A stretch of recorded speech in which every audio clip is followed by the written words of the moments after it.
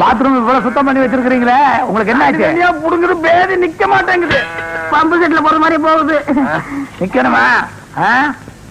இப்போ 2 பேத்துக்குமே நின்னு போயிரும் பாரு. இந்த துணியை நீயாட்டு, இந்த துணியை நீயாட்டு. ஆட்டோமேட்டிக்கா 2 பேருக்கு நின்னு போயிரும் பாரு.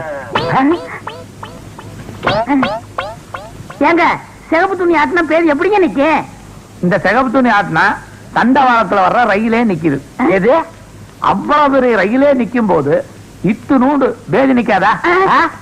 பேதி நிக்காதா? எனக்கு பேதியே பரவாயில்லப்பா.